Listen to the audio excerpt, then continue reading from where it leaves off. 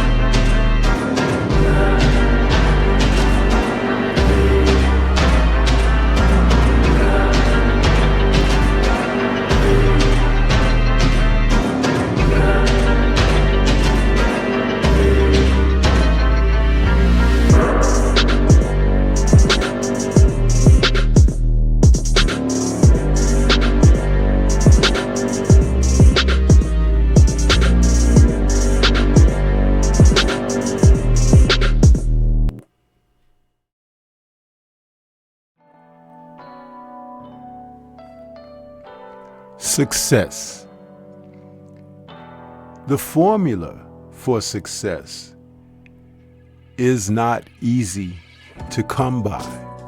And so when someone achieves, finds themselves sitting at the door of success, it should be acknowledged. We're in the participation trophy era where when it began with younglings. Those are adults now. Gen Z, you could call them. But the whole point is they don't know how to embrace hard work, especially when they've been allowed to participate and be a part of something without having to work for the merits and rewards that come at the end. So, when I look at this man, Terrence Bud Crawford, there's a tremendous acknowledgement for what he has achieved, and I will rail against anyone that is coming at this man saying that, yeah, that was okay, but what about David Benavidez? No! You didn't challenge Canelo to face Benavidez, of whom which one of Benavidez's former titles was picked up by Canelo after it was stripped from him. And when he was campaigning at 168, he fought at least 4 or more eliminator bouts where he was supposed to get a chance at his lost title. Now, not having lost in the ring meant that if Canelo faced him, he would be facing a former champion who had never lost. But Canelo avoided the man. So I never heard during that duration, was 5, maybe 6 years, there was no call for these two to have a showdown. But suddenly, Crawford, whom Canelo pulled up from 154 for a challenge, over opting to fight David Benavidez himself, escapes, not having handled his own responsibilities at the weight. And Benavidez got tired of waiting and has since moved on up to light heavyweight. He was asked on a show about Crawford's victory, and this is what he had to say. I'd like to get your thoughts on Crawford's performance against Canelo, because he beat you to it. What do you think about how Crawford did? First of all, I just want to give Terrence Crawford a great congratulations. You know, he's reached the part in history that only so many fighters get to even accomplish in boxing. You know, he's one of the greatest of all time. There's nothing, you can't take that away from him. Terrence Crawford should be on the Mount Rushmore of boxing, because not only did he go up 3 weight classes, he beat one of the best fighters of his generation. I don't remember any time in history where anybody has come up from 147 pounds and won the super middleweight championship. Not only just won, but the undisputed. He's won every single title. So that man, not only is he a great fighter, but you can tell in that fight, by seeing this combination right now, how much of a dog he is. You know what I mean? I think a lot of fighters could take a lot of notes from Terrence Crawford, not only physically, but as take notes in the heart aspect. And I give it all up to Terrence Crawford. He's one of the greatest of all time. You know, we salute Terrence Crawford. Now you see, that's coming from a man who is still working on earning his own merits in the sport and from respectability. He's acknowledging the accomplishments of a fighter who's been around. And this is the very same fighter that defeated his brother years ago. But it's an acknowledgement for his accomplishments, something that the so-called fans, and they're not fans, they are race-baiting people who jump on the bandwagon of supporting one ethnic group over another. If you were really enjoying the sport, you would look at it from the historical aspect, and that's exactly what Mr. Benavidez did when he spoke of Crawford. Notice how he spoke of he accomplishing something that hadn't been done before. And so therefore, there has to be acknowledgement, because this is what fighters look to do what they do for. Yes, the merit, the accomplishment, the awards, the revels of victory.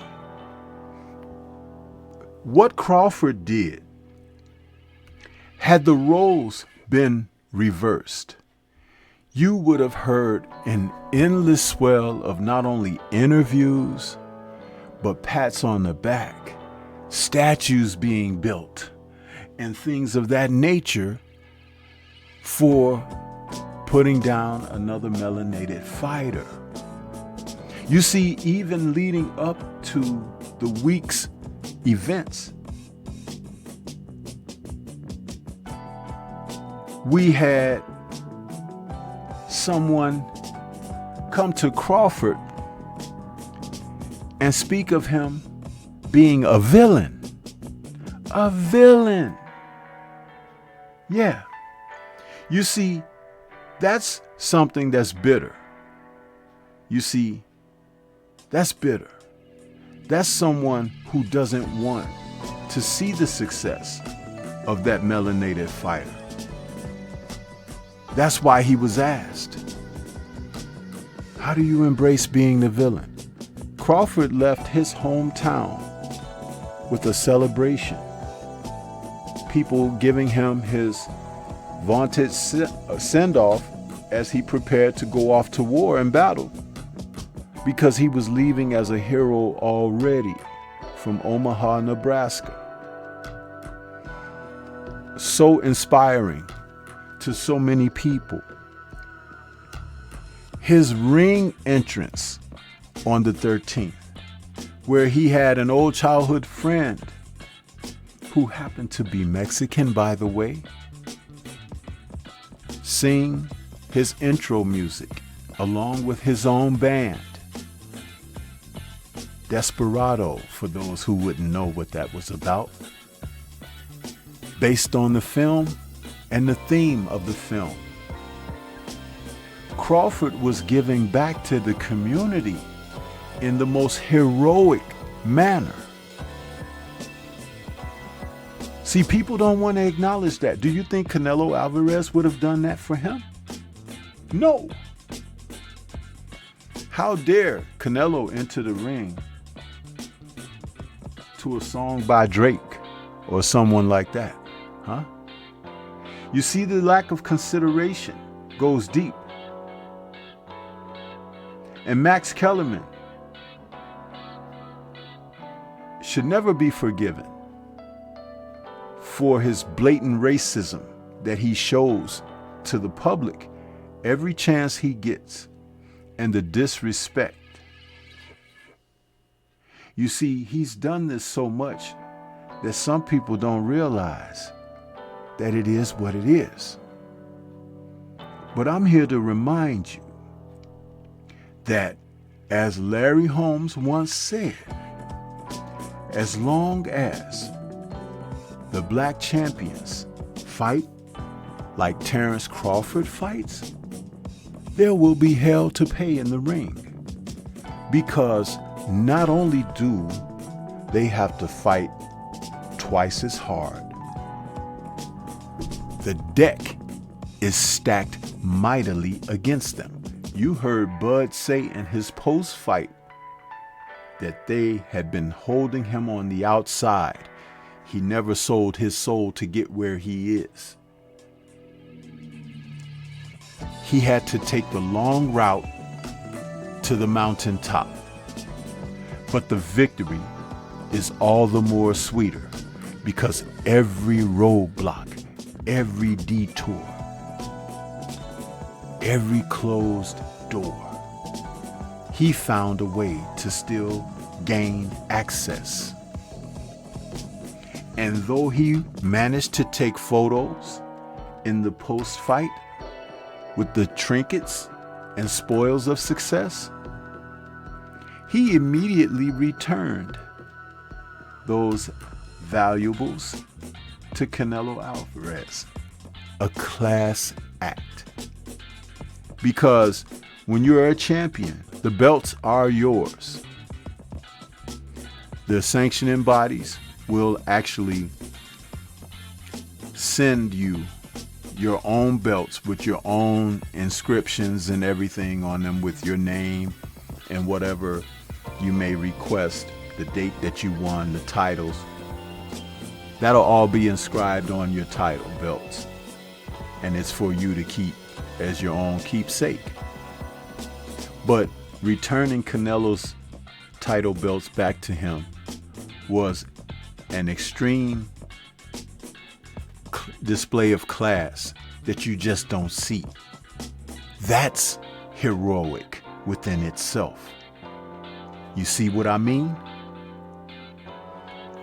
He waved at Canelo's daughter and wife, shook Canelo's hand, put his hand on his shoulder, thanked him for the opportunity for the fight, and was all elite class and personification of champion. Asking what's next for Bud Crawford? Please etch him in the Mount Rushmore right now. Because what he's been able to do and how he's represented should be admired, and others should aspire to do as much and be as accomplished. He could teach us all a thing or two as a reminder of how to be a real class champion. Once more, salute to Terrence Bud Crawford,